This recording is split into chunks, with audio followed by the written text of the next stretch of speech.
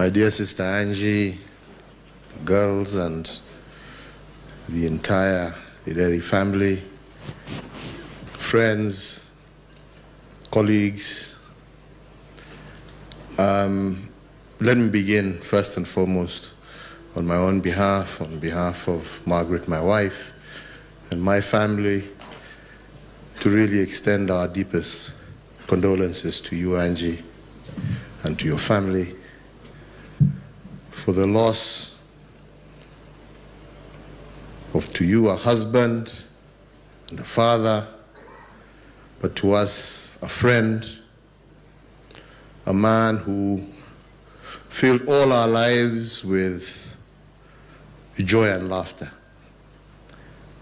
I need not repeat what everybody else has said here, that Frank, despite his integrity, commitment, conscientiousness to his work, his determination to succeed, was also a man full of laughter and joy, a man who made every occasion a joyous one. In many ways, my last recollections especially was when one of his in-laws, in the name of Sam Wai, wanted to start making approaches, wondering how to do so because there was a young man called Alex who was interested with somebody who lived in my compound. And somebody who I was not very eager to part with. And as we started engaging, you know, Frank would make sure that all of us were very comfortable. Frank would make sure that things would move in the right direction. And in fact, there was one time, you know, because it was during that COVID period, you know, we weren't really supposed to be meeting. And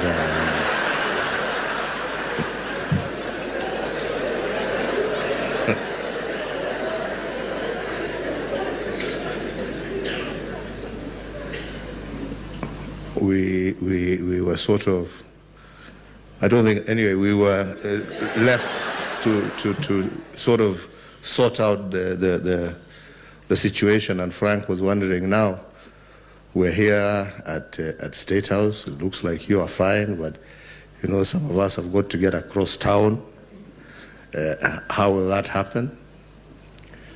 And I was, well, as far as I'm concerned, once you leave the gate,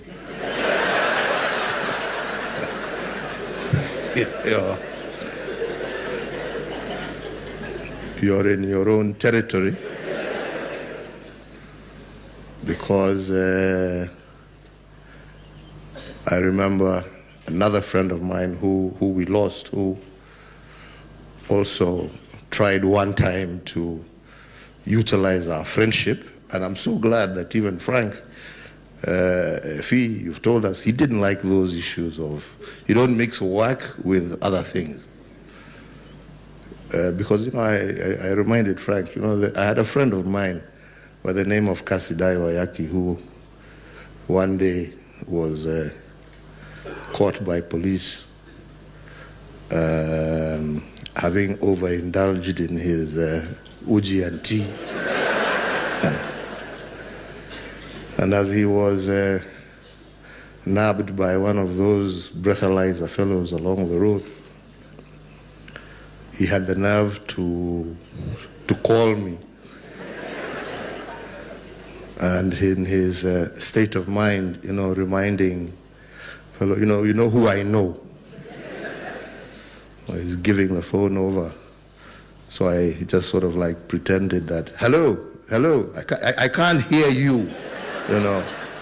and kind of switched off the phone. Why do I say that? I say that because I recited the story to Frank on that day, and I told him, well, please let us know when everybody is home, and I really hope that you make it in one piece. And sure enough, he did call, but after that they were not so willing to come back to visit me until that period was over. But like I said, he was a man who filled every occasion with joy. And the way he guided us through all those family functions and everything was with compassion, care, but also making sure that all of us enjoyed ourselves. So it's a friend we have lost. It's a colleague many people have lost. It is a mentor, and it's amazing to see the number of people who we have seen and heard today who owe a lot of who they are today to the inspiration and guidance that Frank gave. As you heard, he was also a member of the Kenya Pipeline Board. And as a sense of his deep integrity, these were organizations that people thought were cash cows for themselves. Frank and his team, as you've heard, committed to wanting to see these organizations work, turn that organization into an organization that was draining government resources to an organization that every year was contributing billions into the exchequer. That's the kind of person he was. That is the kind of commitment he had to his work, to his country, to his professionalism. And this is what our great country requires if we are to succeed. A lot of what we hear today, people talking about affordable housing, a lot of these things, people don't recognize the legwork people like Frank did. And it's very unfortunate sometimes that the true heroes are the ones that are not recognized in a lot of what we see actually happening and going on today. I doubt even some of those ones who talk about it understand what they're talking about, but since it's popular to say, acha waendelee. So mine is to say I've lost a friend, I've lost a colleague, and especially for me in, don't know whether I should say this, but these are realities of life. In the last year, and a good part of this year, whenever we met, he was very encouraging about some of the challenges that we were going through. And since he had more experience than some of us, he was very encouraging in guiding and telling you how to look at this and how to handle some of these challenges in life, health and otherwise. And I'll miss that counsel, and I'll appreciate everything he guided some of us towards, and how he really held our hand and told us, don't worry, things will come to pass, it will go.